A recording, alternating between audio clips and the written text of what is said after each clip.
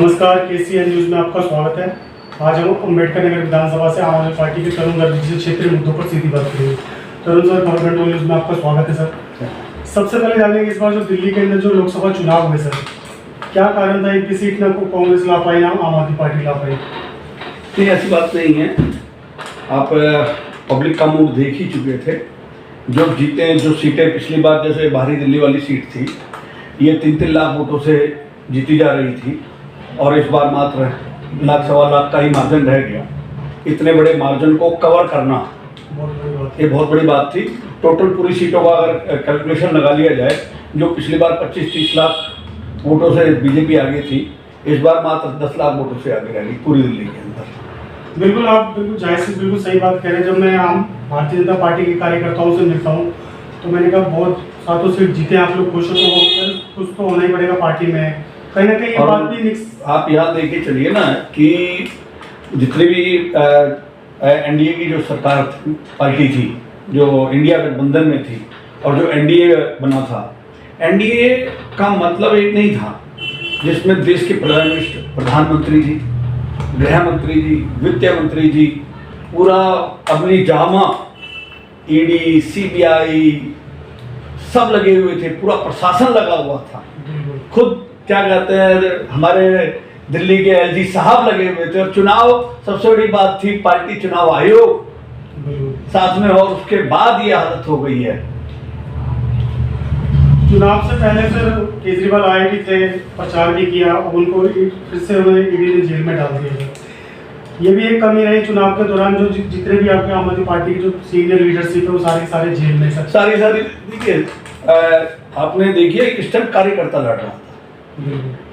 कोई भी फौज बिगर अपने महाराज के, मतलब राजा अगर गिरफ्तार हो जाता है, शतरंज का खेल समझ लीजिए, अगर सारी फौज खड़ी और राजा मर जाए तो खेल ही खत्म हो जाता है। और इन्होंने हमारे जितने भी सीनियर लीडर थे उन सबको या तो अंदर कर रखा था या उनके ऊपर इंक्वायरियों का डर इतना कर दिया था कि वो कुछ बोल नहीं पा रहे।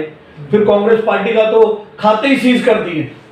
खुद के पास तो बहुत पैसा है और आज इलेक्शन पैसे का रही है। जब चुनाव आयोग खुद कह रहा है कि 75 लाख रुपया तक एक कैंडिडेट खर्च कर सकता है, और वहां पर कांग्रेस के क्या कहते हैं खाते सीज पड़े हैं, मनीष सिसोदिया जी जेल पड़े हैं, जैन साहब जेल में पड़े हैं। हमारे क्या कहते हैं, उनको अगर आप एक बच्चा एग्जाम देने जा रहा होता है और रास्ते में अगर वो डिस्टर्ब हो जाए और एन मौके पर वो क्या कहते हैं सेंटर में पहुंचता है एग्जाम देने के लिए, तो नॉर्मल होने में उसको 15-20 से आधा घंटा लग जाता है और उस बच्चे के नंबर कम आ जाते हैं और उतने ही नंबर से वो बच्चा फेल भी हो जाता है। तो कहीं ना कहीं भारतीय जनता पार्टी बौखलाई हुई थी सर। बिल्कुल बौखलाई है। और वो जो हिंदुत्व का कार्ड ये चल रहे थे, ये साबित कर दिया इस देश ने कि ये देश सेकुलर था, ये भाईचारे वाला देश है। ये शुरू से रहा है भाईचारे वाला देश, और लड़ाइयां कभी हिंदू मुसलमान की होती ही नहीं थी इस देश में। ये देश की लड़ाइयां होती थी, राजा महाराजाओं की लड़ाइयां होती थी। और कहीं ना कहीं ये भी बयान था कि हम राम को लाएं, मंदिर वही बनाएंगे। राम को लाने वाले होते कौन? सर, ये साबित कर दिया रामचंद्र जी ने। पहले इन्होंने वहां पर कर्नाटक में बोला था कि क्या कह हनुमान जी मारेंगे, तो हनुमान जी ने बता दिया इनको वहां पर, और अयोध्या ने तो साबित ही कर दिया कि ये देश सबका है, सब रहेंगे यहाँ पर। और रामचंद्र जी ने जहां जहां पग रखे थे, चाहे वो चित्रकूट हुआ, चाहे प्रयागराज हुआ है, ये पूरी की अवध नगरी जो अवध का क्षेत्र है, वहां पर हार जाना इस बात का साबित करता है कि कोई आदि शक्ति है जो इसके नाम पर ये लूट रहे थे, उसने साबित किया कि वो शक्ति मौजूद है। जहाँ पे जो भव्य राम मंदिर बना है वहाँ के आसपास के सारे आशियाने तोड़ दिए गए सर। हजारों मंदिरों को तोड़ा गया। तो इतने मंदिर औरंगजेब ने नहीं तोड़े होंगे जितने मंदिर इन लोगों ने तोड़ दिए। अरे राम कौन है, पहले तो ये समझ ही नहीं पाए। एक कबीरदास जी का एक दोहा है जिसके अंदर बोला गया था कि एक राम दशरथ का बेटा, एक राम घटघट में लेटा, एक राम का सकल पसारा, और एक राम है सबसे न्यारा। तो बताओ कितने राम, जो राम इस धरती के और खास तौर से भारत की पावन भूमि पर कण कण में राम है, उसको लाने वाले ये कौन है? ये उनको लेके आएंगे। अरे स्वयं राम से पहले राम थे इस पृथ्वी पर। परशुराम जी के पिताजी ने उनका नाम राम रखा था, बिल्कुल। और राम के जन्म से पहले पृथ्वी पर परशुराम जी ही भगवान थे। बिल्कुल। तो राम से, रामचंद्र जी के आने से पहले भी राम थे और रामचंद्र जी के जाने के बाद भी राम है। तो वो कौन राम है, लोगों को समझ ही नहीं आया। तो गर साहब, आपको लगता है कि राजनीति का स्तर दिनों दिन गिरता चला जा रहा है? बिल्कुल गिर गया है। पहले पार्टियां जब इलेक्शन लड़ती थी तो पार्टियां दूसरी पार्टी की नाम नहीं लेती थी। हमारे विरोधी दल कह के बात होती थी। और आज उस मतलब बातचीत का स्तर क्या गिरेगा नीचे, बोलचाल का स्तर गिरा दिया। अरे कोर्ट के वकीलों से सीखो इस बात के लिए कि वो कोर्ट में खूब लड़ते हैं और कोर्ट के बाहर आकर कहते हैं आज अच्छी बहस हुई है, चाय तो पिला, जीत ली है। इन लोगों ने तो जातीय दुश्मनियां बना रहे हैं नेता। ये भूल जा रहे हैं कि ये 5 साल मुट्ठी में रेत की तरह निकल जाएंगे। भारतीय जनता पार्टी कहती थी 400 के पार, 240 में सिमट के रह गई भाजपा। अगर पलटू राम जी पलट जाते हैं सर, तो क्या होगा भाई बताएं? पलटू राम जी, देखिए नीतीश जी की बिहार की राजनीति ने इस देश को कई बार नेतृत्व दिया जी, और कई बार ये देश उन्हीं की वजह से पलटा दिया। अगर आज चंद्रबाबू नायडू और नीतीश जी अगर ये अपना कच्चा लालच छोड़ दें और खाली एक प्रदेश के विकास का ना सोच के देश के विकास की सोचे, तो ये इन दोनों का नाम हिस्ट्री में लिखा जाएगा कि इन्होंने अपना छोटा लालच ना करके देश सर्वोपरि है, नेशन फर्स्ट। मगर आज इस छद्म राजनीति ने पर्सनल मेरा हित करके चाहे देश जाए गड्ढे में, मगर मैं गद्दी पे बना रहूं, इस राजनीति ने ये देश अपने विनाश की तरफ बढ़ाने की कोशिश की जा रही है। और यह हो सकता है प्रधानमंत्री जी अपनी जगह ठीक हो, मगर उन्हीं के दिए तले अंधेरा। ये साबित हो गया उनके विकास का मॉडल कि जितनी चीजें उन्होंने खड़ी करी उन सब चीजों पे कितना कर्षण हुआ है, ये आज जनता ने सामने आ चुका है। वही राम मंदिर जहां हजारों इंजीनियर लगे हुए थे, उनके दिमाग में ये नहीं आया कि क्या कहते हैं हमें पानी निकासी का भी कोई इसमें साधन रखना पड़ेगा। पहले धाराशाही हो गई से सारा, वो सारा का सारा टपक गया। तो कहीं ना कहीं इस मंदिर में भी भ्रष्टाचार, लिपापोती हो रही है। मंदिर में जो जमीन 5 मिनट पहले 2 करोड़ की थी, 5 मिनट बाद दूसरी रजिस्ट्री हो रही है, वो 18 करोड़ की हो रही है। तो लोग दान दे रहे हैं मंदिर में और ये लोग उससे कमा रहे हैं। नहीं तो अब नहीं समझ में नहीं आया ये किस राम को मानने वाले लोग हैं। तो क्या लगता है सर, भारतीय जनता पार्टी भी लुप्त है भ्रष्टाचार में? नहीं, बोलने की जरूरत है। मंदिर के नाम पर इस तरह का काम, जो आदमी मंदिर के नाम पर खा सकता है, वो दूसरे कामों में क्या किया हाल हुआ। नौकरियां नहीं है युवाओं के लिए सर। सर पीएम कहते हैं पकौड़े तलिए। सर रेलवे के अंदर है नौकरी निकलती थी 2.5-3 लाख की, वो इन्होंने खत्म कर दी। लो, मैं अगर किसी विपक्ष के पास, और हमारे सत्ता पक्ष वाले भी इस बात को नहीं उठा रहे हैं, अग्निवीर का तोड़ मैं आपके चैनल पे बता रहा हूं, आज इसको नोट कर लीजिएगा। अग्निवीर का तोड़ मैं आपको फार्मूला बता देता हूं। अगर वो फार्मूला चाहे सत्ता पक्ष चाहे विपक्ष अगर ये उठा दे, तो मैं गारंटेड कहता हूं अग्निवीर का समस्या खत्म हो जाएगी देश के अंदर, और युवाओं को नौकरी मिलेगी और अनपढ़ आदमी को भी नौकरी मिलेगी। बताएं तो आपका वीडियो लंबा हो जाएगा।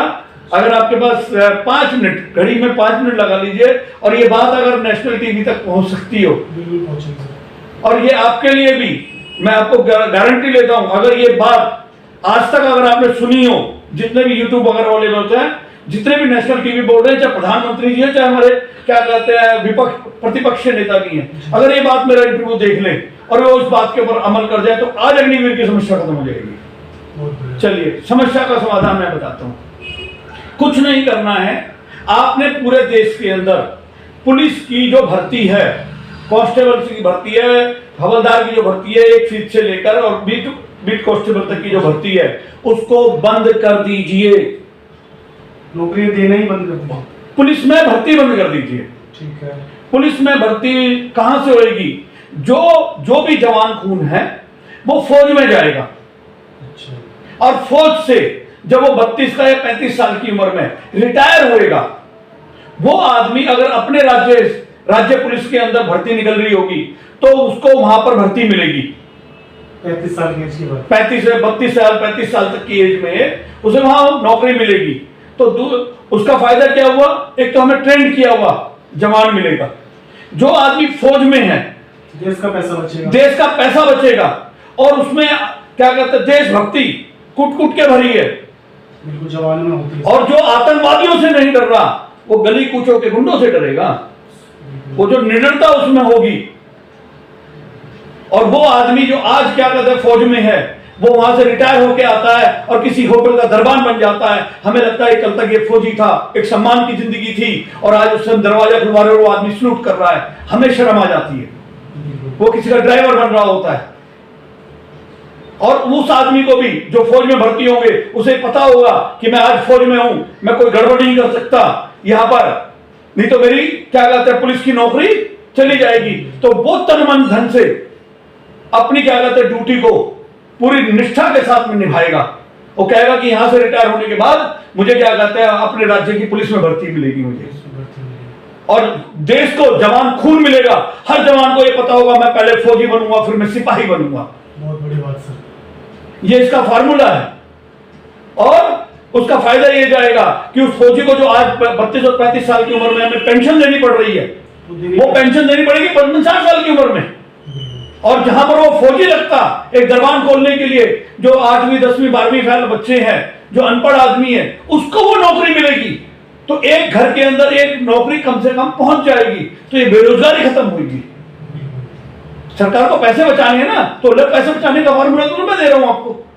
तो ये बहुत जरूरी है, पढ़ा लिखा प्रधानमंत्री होना बहुत जरूरी है सर। नहीं, पढ़ा लिखा प्रधानमंत्री होने की बात नहीं है। पढ़े लिखा शब्द क्या है और अनपढ़ क्या है? अनपढ़ होता है पढ़ा लिखे का, और पढ़ा लिखे का मतलब होता है जो लिखे को पढ़ ले और अपने विचारों को लिख दे, वो आदमी पढ़ा लिखा है। अनपढ़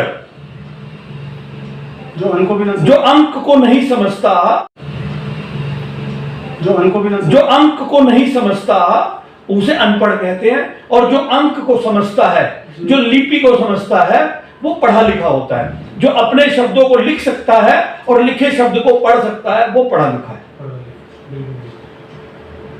ठीक है जी।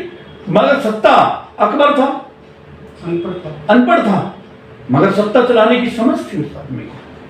मगर वो हिटलर शाही नहीं करता था, उसके नवरत्न थे, वो सलाह लेता था। शासन हमेशा सलाहकारों पे चलता है। राजा वो मर जाता है जिनके सलाहकार चाटुकार हो जाते हैं, जो जी हजूरी करने लगते हैं। पक्ष और विपक्ष दोनों की बातचीत होनी, पक्ष भी सुनो विपक्ष भी सुनो, उसके बाद अपने सलाहकारों से मंथन करो। ये देश किसी की पुतौदी नहीं है, किसी के बाप की जागीर नहीं है, और सदा कोई नहीं रहेगा। प्रधानमंत्री जी बहुत अच्छे हैं, ईमानदार है, सब कुछ है, बहुत बढ़िया है, मगर अगर वो सलाह लेके काम करे रहेगा तो वो भी इसी देश को चाहते हैं ना, इसी देश की तरक्की चाहते हैं ना। पक्ष भी इसी देश की तरक्की चाहता है, विपक्ष भी इस देश की तरक्की चाहता है। तो अपनी टीम में ऐसे सलाहकार क्यों नहीं लेते? वो सुनने में अडानी अंबानी चला रहे देश को सर। बिल्कुल, ये नया कैपिटलिज्म चालू हुआ है, ये यूरोपियन पैटर्न है, और ये चाहते हैं कि देश की इकोनॉमी कुछ चंद पूंजीपतियों के हाथ में आ जाए। ये देश के लिए खतरनाक है। एक दिन ये क्या कहते हैं, देश में हो सकता है कि गृह युद्ध के आसार पैदा हो जाए, और जब तक इनको बात ये समझ में आएगी तब तक बात बहुत आगे तक निकल चुकी होगी, और फिर बात संभालना बड़ा मुश्किल हो जाएगा। कुछ संदेश दे दीजिए दर्शकों को सर। सर, मैं तो यही कहूंगा कि कोई भी देश का नागरिक है, उसके लिए नेशन फर्स्ट है, पहले देश है। फिर परिवार है, अपना भी है, समाज भी है। मगर नेशन फर्स्ट रखोगे, आप अपने देश की प्रति समर्पित रहोगे। कोई तन से दे रहा है देश को, किसान भी देश का सिपाही है। एक जो हमारे सफाई कर्मचारी हैं वो भी देश के सिपाही हैं, वो अपना काम कर रहे हैं, सिपाही अपना काम कर रहा है, किसान खेत में अनाज उगा रहा है। वो ऐसा नहीं है कि वो बंदूक नहीं उठा रहा है। अरे फौजी भी जब ही क्या कहते हैं फौज में लड़ सकेगा जब उसके पेट में अनाज होगा। व्यापारी अपना व्यापार करके गवर्नमेंट को अर्थव्यवस्था को संभाल रहा है। टैक्स सभी दे रहे हैं इस देश में, सभी देश के नागरिक हैं, चाहे वो हिंदू है, चाहे वो मुसलमान है, चाहे वो सिख है, ईसाई है। एक भिखारी भी इस देश की इकोनॉमी में योगदान दे रहा है। जब भी वो कुछ अपने घर में खाता पीता है उस पर गवर्नमेंट को टैक्स जाता है। बहुत बहुत धन्यवाद सर, आपको साहब अपने समय निकाल के हमसे बात की, शुक्रिया, धन्यवाद आपको सर, थैंक यू।